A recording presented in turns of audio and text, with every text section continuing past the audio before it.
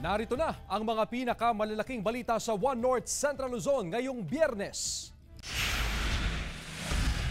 Isang pulis patay matapos mabangga ng closed van ang minamanehong motorsiklo sa Batak City. Ilang bahagi ng Tondaligan Beach sa Dagupan City binaha matapos ang naranasang storm surge. Kawalan ng supply ng tubig at kuryente. Problema pa rin ang mga residente sa ilang barangay sa Ilagan City, Isabela. At ilang bangus growers nag-forced harvest. Presyo ng bangus bumaba ng 15 pesos kada kilo. Ito ang GMA Regional TV 1 North Central Luzon. Magandang hapon, ako si Chris Zuniga. Mga kapuso, umpisa natin ang balitaan sa nangyaring storm surge na dulot ng Bagyong Christine sa Tondaligan Beach. Ilang bahagi ng Tondaligan Beach sa Dagupan City ang binaha matapos ang naranasang storm surge. Kaugnay niyan, may live report si Claire Lacanilaw Dungca. Claire? Chris, dahil sa naranasang malakas na hangin at ulan kahapon bunsod ng Bagyong Christine, binaha ang ilang bahagi ng Tondaligan Beach sa Dagupan City.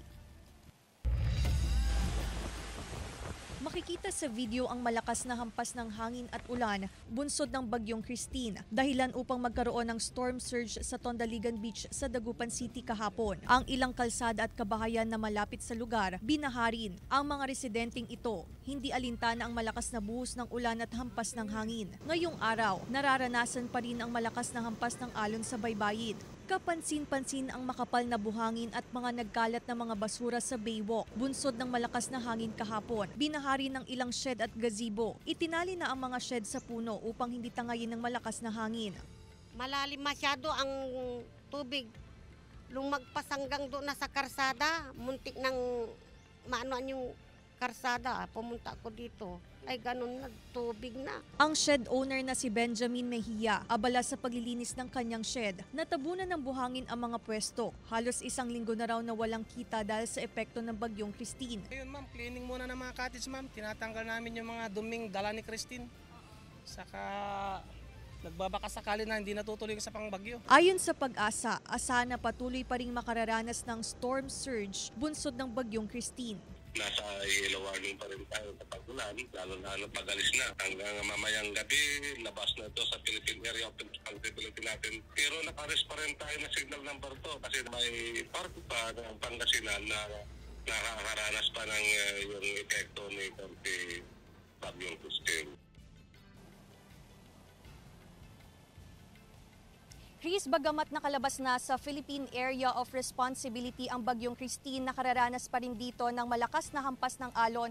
Kaya ipinagbabawal muna ang pagligo at pagpalaot sa dagat upang makaiwas sa disgrasya. Chris. Maraming salamat, Claire Lacanilaw Dungca. Storm surge warning nakataas pa rin sa mga baybayin sa Pangasinan. Ilang residente pinag-iingat. Tutukan sa ulat ni CJ Turida. Nakataas pa rin ang storm surge warning sa mga baybayin sa Pangasinan dahil sa pananalasa ng Bagyong Christine. Pinapayuhan ng mga otoridad ang mga residenteng nakatira sa mga coastal area na mag-ingat dahil posibleng aabot sa hanggang 2 metro ang daluyong. Sa tala ng PDRRMO, mahigit 36,000 pamilya sa Pangasinan ang apektado ng pananalasa ng Bagyong Christine. Mula mga ito sa 173 barangays ng 14 bayan at 2 lungsod sa probinsya. Nasa 1,059 pamilya ang nananatili sa iba't ibang evacuation centers. Katumbas ito ng 3,683 na individual. Mas maiging manatila muna doon sa evacuation center. Antayin na ibaba yung storm surge signal bago pumunta sa kanilang mga tahanan para nila ito sa kanilang kaligtasan. Lumawag pa ang baha sa Baywalk sa Lingayen, Pangasinan. Mataas ang baha sa bahaging ito ng Barangay Libsong East. Malalim ang baha. Gaano kalalim? Tuhod sa kabayan, napasokan na sa. Ang ilang residente nagbayanihan sa paggawa ng daluyan ng tubig mula sa kalsada papunta sa dagat. Inukay po namin yung drainage ng Baywalk kasi po hindi na po umaagos yung tubig namin sa likod ng aligwas. Halos malalim na po doon sa amin hanggang dito na po. halos wala na po kayong matulugan. Ngayong araw, wala nang malakas na hangin tulad ng naranasan kahapon. Pabugso-bugso rin ang ambon pero patuloy pa rin na nakatutok ang mga otoridad sa sitwasyon. CJ Torida, One North, Central Luzon. Patuloy naman ang pagpapakawalan ng tubig ng ilang dam dito sa Luzon. 2 gates ang nakabukas sa Bustos Dam sa Bulacan ayon sa 6 AM monitoring ng Hydrometeorology Flood Forecasting and Warning Service ng Pag-asa. Nasa 17.45 meters ang water level ngayon ng Bustos Dam. 6 na gates naman ang binuksan sa Binga Reservoir sa Benguet. 4 naman sa Ambuklao Reservoir na nasa Benguet din. 2 gates sa Ipo Reservoir sa Bulacan. Habang tig-1 gate ang nagpapakawalan ng tubig sa San Roque at Magat Dam Reservoirs. Samantala, antas ng Buntun River sa Tuguegarao City, Cagayan, lampas na sa critical level. Nakatutok doon live si Jasmine Gabriel Galban. Jasmine? Chris, maganda na ang lagay ng panahon sa probinsya ng Cagayan pero sa kabila nga niyan ay lubog pa rin sa bahang ilang barangay sa lungsod ng Tuguegarao. Umabot na sa 11.2 meters ang antas ng Buntun River sa Tuguegarao City, Cagayan. Lampas na ito sa 11 meters na critical level. Kasabay nito, binaha na rin ang 33 barangay sa syudad. Pinasok na ng baha ang bahay ni Aling Epifania ng barangay Gosi Sur. Kaya naman, lumikas na siya sa bahay ng kanyang anak. Bigla kami, kala namin hindi napapasok kasi noon 12 o'clock lumabas ako. Wala pang tubig. Ngayon nung mga 3 o'clock, meron ng nung pagbaba ko, iihi sana ako. Nagulat ako, may tubig na. Simula kagabi, unti-unti pang tumataas ang baha sa syudad. 32 barangay na ang epektado ng baha sa syudad. Hindi na rin madaanan ng 8 kalsada at tulay sa Tuguegarao City. 6 meters pa, may flooding na po tayo. Hindi na pwede daanan yung pinakalawan overflow bridge kasi yung Daambulong, yung bridge connecting ng Kiray to Western Barangay ng Pamulong. Sa patuloy na pagtaas ng antas ng Buntun River ay ang pangamba ng mga residente na tuloy-tuloy din ang pagtaas ng baha sa kani-kanilang mga lugar. Kahit walang napansin ninyo, wala ng ulan, medyo umaaraw-araw ng konti, sumisilip. But still, we are receiving reports na, ma'am, umaakyat yung mga tubig sa mga barangays namin. Bukod sa Tuguegarao City, binaha na rin ang ilang lugar sa bayan ng Enrile. Pinasok ng tubig baha ang Enrile West Central School. Samantala, unti-unti namang natitibag ang lupang malapit sa isang bahay sa Amulong, Cagayan.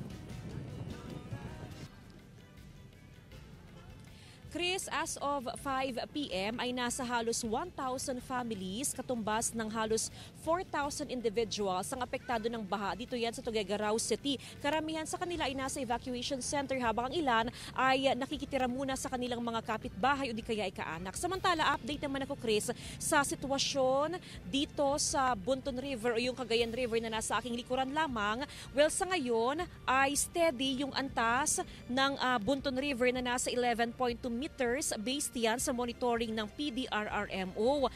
Ayon sa PDRRMO, possible na mag-steady na lamang yan sa 11.2 at hindi na yan tumaas pa dahil sa kanilang pakikipag-ugnayan sa probinsya ng Isabela at maging sa may Nueva Vizcaya ay maganda na yung weather condition doon at wala naman ng mga pag-ulan, humuhupa na rin yung baha doon. So possible daw na wala ng malaking volume ng tubig from upstream na aasahang babagsak pa dito nga sa may Cagayan River. Kung papansinin mo, Chris, yung Buntun River ay medyo malakas at mabilis yung current ng tubig. Ipinaliwanag din ng LGU yung dahilan kung bakit maganda na yung panahon pero kung kailan maganda yung panahon, bumaha naman sa Tuguegarao ay dahil nga yung tubig from upstream ay ngayon pa lamang dumarating sa probinsya ng Cagayan, partikular sa Cagayan River. Chris? Maraming salamat at ingat kayo dyan. Jasmine Gabriel Galban. Nalunod ang 19 anyos na lalaki matapos madulas at mapunta sa malalim na bahagi ng ilog sa Santa Barbara, Pangasinan. Narito ang report.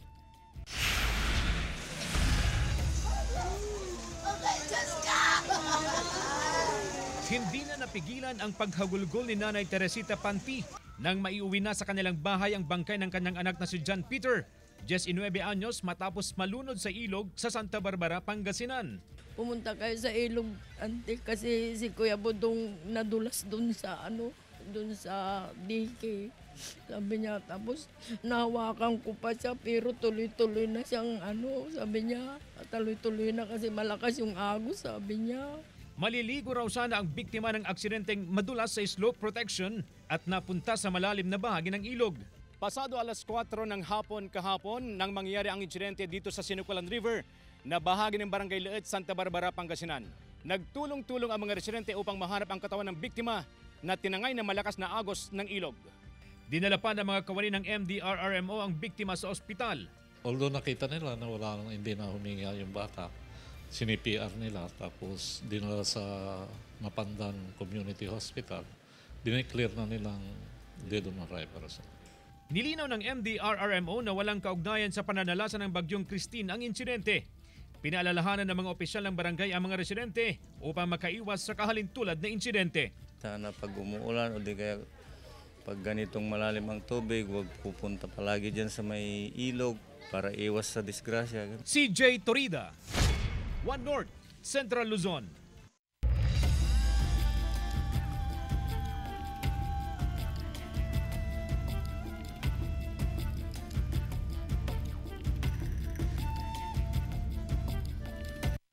Ito ang GMA Regional TV 1 North, Central Luzon.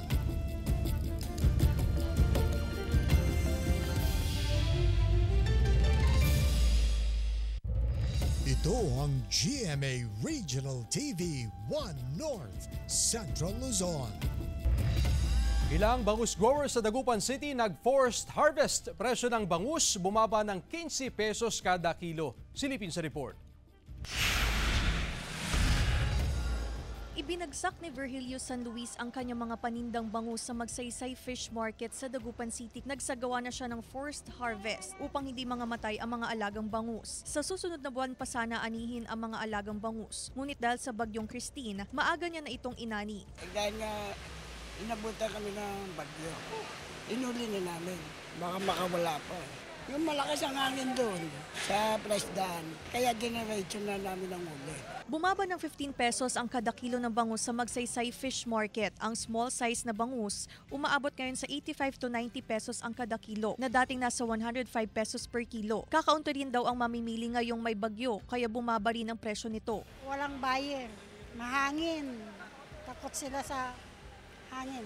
Sa monitoring ng Samahang Industriya ng Agrikultura, may mga bangus grower ang maaga na nag-harvest dahil sa Bagyong Christine. Ngunit tiniyak naman ng sinag na sapat pa naman ang supply ng bangus hanggang Disyembre. Natakot yung mga nagbabangos, baka mag-overflow yung this month. Yun ang binabantayan. So far, nag-release yata ng San Roque ng tubig pero wala pa naman tayong nakitang medyo na critical na area na nagbaha. Kasama si Henry Duminsil, Claire Lacanilaw, Dungka, One North, Central Luzon.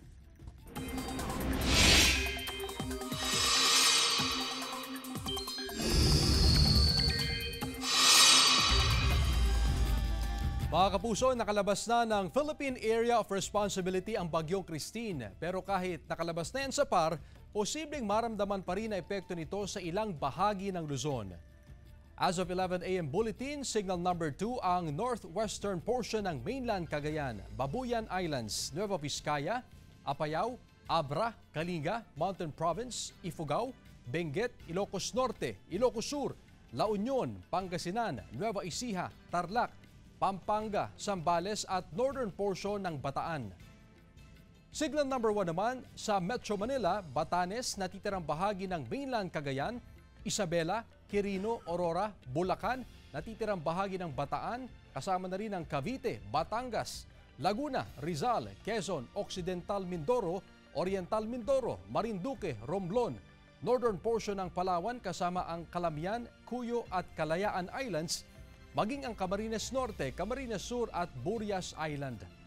Kasama rin dyan ang northern portion ng Aklan, northern portion ng Antique, kasama na ang Kaluya Islands. Sa forecast track ng Pag-asa, may tsansang mag-loop o umikot ang Bagyong Christine pabalik malapit sa PAR dahil sa impluensya ng isa pang bagyo sa labas ng PAR.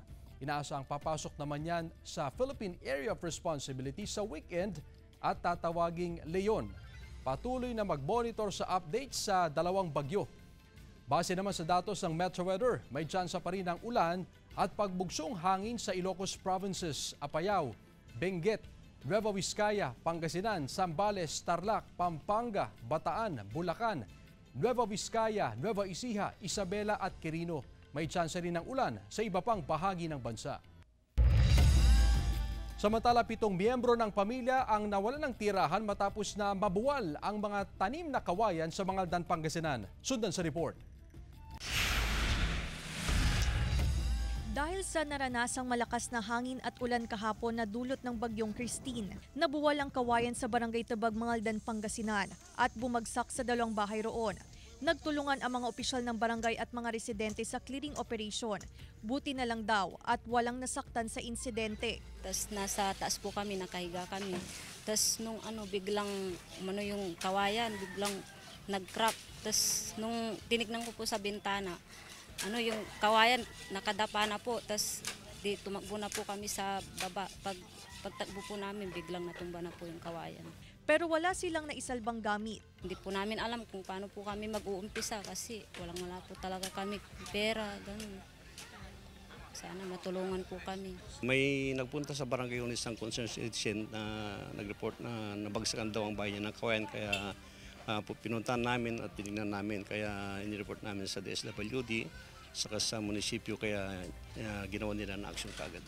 Patuloy ang pag-iikot ng mga kawani ng MDRRMO sa mga lugar upang magsagawa ng damage assessment bunsod ng bagyong Christine. Kasalukuyan umikot po yung aming team para tingnan po yung mga possible po na damage po ng bagyong Christine. Pero so far yung aming mga pinupuntahan ngayon, ayun po mga reported na nakarating po sa aming opisina, ma'am. Kasama si Henry Duminsil, Claire Lacanilaw Dungka, One North Central Luzon. Bubong ng ilang establisimento sa Alaminos City, Pangasinan nasira dahil sa malakas na hangin. Ilang kalsada rin ang binaha. Silipin sa report. Natuklap ang bubong ng ilang establisimento sa Alaminos City, Pangasinan dahil sa malalakas na hangin at ulan na idinulot ng bagyong Christine. Nagkalat ang mga yero na tinangay ng malakas na hangin. Binahari ng ilang kalsada sa lungsod dahil sa magdamag na pag-ulan. Ang mga motorista pinapayuhang mag-ingat sa pagmamaneho, lalo na ngayong patuloy ang nararanasang pag-ulan at madulas ang kalsada. Sa Agno, Pangasinan, binaha ang ilang kalsada at tulay. Hindi madaanan dahil sa baha ang San Juan Bridge, Kayungnan Road at Anapaw Road. Samantala, malalakas na alon sa dagat ang nararanasan pa rin sa baybaying bahagi ng Barangay Aloleng. Tumaas ang antas ng tubig sa Bolo River sa Adams, Ilocos Norte dahil sa ilang araw na pag-ulan na dala ng bagyong Christine.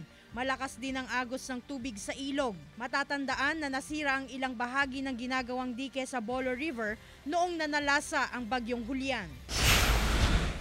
At sa Itogon, Benguet, pansamantalang isinara sa lahat ng motorista kaninang umaga ang kalsada sa bahagi ng Barangay Dalupirip dahil sa nangyaring landslide. Agad namang nagsagawa ng clearing operations ang otoridad. Glam Calicdan Dizon, One North Central Luzon. Nagsagawa ng inspeksyon ang mga opisyal ng barangay ng Buruan Gazette sa Dagupan City matapos na buksan ang drainage outlet sa lugar. Malaking tulong ito upang humupa ang baha sa ilang kalsada sa barangay. Nagbayanan din ang ilang residente sa paghukay ng daluyan ng tubig. Patuloy ang kanilang monitoring sa mga evacuee na umabot na sa mahigit sa 500 individuals. Patuloy din ang kanilang rescue operation sa mga apektadong residente.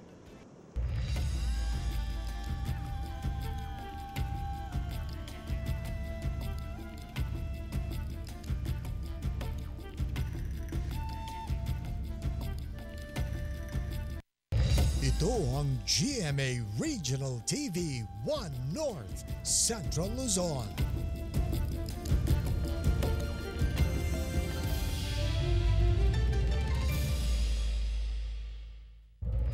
Ito ang GMA Regional TV 1 North Central Luzon. Patay ang isang pulis matapos mabangga ng isang forward closed van ang minamanehong motorsiklo sa kahabaan ng Barangay Bungon, Batac City, Ilocos Norte. Nakilalang biktima na si Patrolman Jason Mendoza Arubio, 29 anyos, tubong Vigan City. Sa investigasyon, si Arubio ay patungo sa north direction nang mabangga ito ng forward closed van na patungo naman sa kabilang direksyon. Umaga umano ng linya ang closed van dahilan ng pagsalpok nito sa motorsiklo na sinasakyan ng biktima. Sa tindi ng impact, umandusay sa kalsada ang biktima at nasunog din ang kanyang motorsiklo. Nagtamo ng sugat sa ulo ang biktima na naitakbo pa sa pagamutan pero idineklarang dead on arrival. Wala namang tinamong galo sa katawan ang driver ng closed van. May mga punong natumba at nagkaroon din ng landslide sa Baguio City kasunod ng pananalasa ng Bagyong Christine. Sa Barangay Victoria Village sa Baguio City, gumuho ang lupa dulot ng halos walang tigil na pag-ulan. Nakuha na ng CCTV ang pagguho ng lupa na bahagi ng bakod ng isang residential compound. Unti-unti raw nagbagsakan ng mga debris kaya nagawa pa nilang mailipat ang dalawang motorsiklong nakaparada. Sa Barangay Ferdinand naman, isang malaking puno ang natumba. Rumesponde ang PNP Baguio at BFP at kinailangan gumamit ng chainsaw para maputol ang puno para sa clearing operation ng kalsada. Kawalan ng supply ng tubig at kuryente, problema pa rin ng mga residente sa ilang barangay sa Ilagan City, Isabela. Sundan sa report. Lubog pa rin sa baha ang bahay ni Aling Helen mula sa Barangay San Vicente, Ilagan City, Isabela. Tila mabagal daw ang paghupa ng baha. Sa pagbuti ng panahon, umaasa siya na magbalik na sa normal ang sitwasyon sa kanilang lugar. Mahirap kasi sa paglilinis. Yun ang inyong pinaghahandaan na? Oo.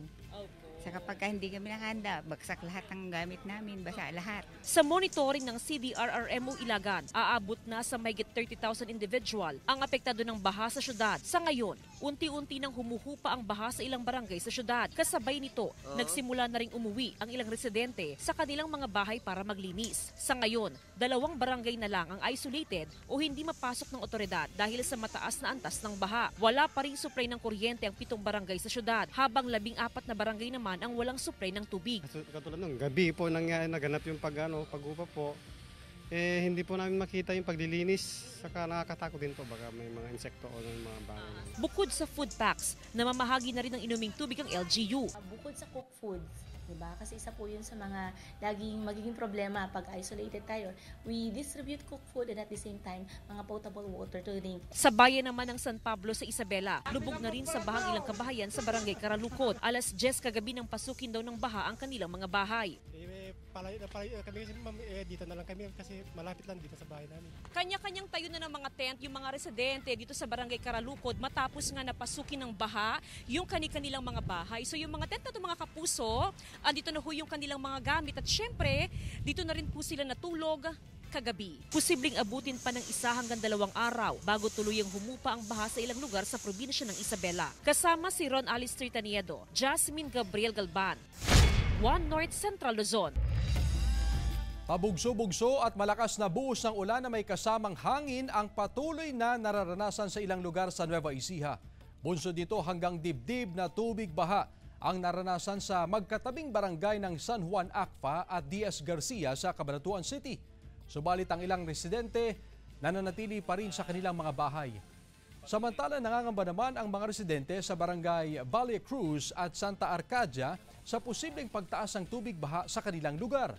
Dahil sa patuloy na nararanasang sama ng panahon, tanging mga malalaking sasakyan lamang ang pinapayagang makadaan sa Nueva Ecija, Aurora Road matapos tumaas ang tubig sa ilog sa Baong Spillway sa Barangay Labi sa bayan ng Bungabon. Impassable naman ang bahagi ng Baler Kasiguran Road sa Barangay Nianed, Dipakulaw, Aurora dahil sa pagtaas ng antas ng tubig sa ilog. Maging ang Madela Dinadjawan Road, isang lane ng kalsada lamang ang pinapadaanan ng otoridad para sa mga motorista. Ilang river system sa Pangasinan nasa critical level na. Tutukan sa report. Patuloy ang monitoring ng PDRRMO sa mga river system sa Pangasinan. Nasa critical level na ang Cabanatuan River sa Alaminos City at Balingkaging River sa Mabini. Nasa above normal level na rin ang Agno River sa bahagi ng Bayambang. At patuloy rin ang pagtaas ng Marusay River sa Calasiao na nasa 4.6 feet above normal level na. Simula October 23, patuloy rin ang pagtaas ng antas ng Sinukulan River sa Santa Barbara, Pangasinan. Bagamat nasa below normal level pa nakatutok ang MDRRMO sa sitwasyon sa ilog. Mabilis yung taas ng tubig namin. Nanggagaling yung tubig kasi sa taas. Binabantayan din ang baybayin dahil sa nakataas na gale warning. Pero sa kabila nito, may mga nangahas pa ring pumalaot. Ang iba, nangisda sa gilid ng dagat. Baka may makuwang mga nakawalang bangus. At saka pang-ulam na din. Nakabantay naman ang Philippine Coast Guard sa umano'y naka-shelter na barko sa baybayin na bahagi ng barangay Bunlag, Binmalay, Pangasinan. Hindi pa nila nalalapitan at nakakausap ang mga crew ng barko. Pero sa paunang impormasyon, galing ito sa Port Irene sa Santa Ana, Cagayan. Nananatili sa red alert status ang Pangasinan PDRRMO hanggat patuloy na nararanasan ang sama ng panahon. Laging nakaantabay, complete with manpower and resources. Kasi ang ating mandato naman is to save lives and properties. CJ Torida, One North, Central Luzon. Mga kapuso, 61 days na lang. Pasko na. Samantala, mapapanood niyo po ang episode na ito at iba pang pinakahuling lokal na balita sa official website ng GMA Regional TV, www.gmaregionaltv.com. Pwede rin kayong bumisita sa aming official YouTube channel, GMA Regional TV, at i-click ang subscribe button para sa pinaka-mainit na balita mula sa mga rehiyon. Nais din naming pasalamatan ang mga kapuso sa Hilaga at Gitnang Luzon, maging ang mga kapuso natin abroad. Dahil sa GMA Regional TV, Local News Matters. At yan ang mga pinakamalaki at pinakahuling balita sa Hilaga at Gitnang Luzon. Maraming salamat sa pagsama sa amin pati na ang mga kapuso sa ibang bansa na tumutok sa mga balita sa rehiyon. Ako po si Chris Zuniga. Kami ang GMA Regional TV, One North Central Luzon. Buong puwersa para sa mas malaking misyon at mas malawak na paglilingkod sa bayan.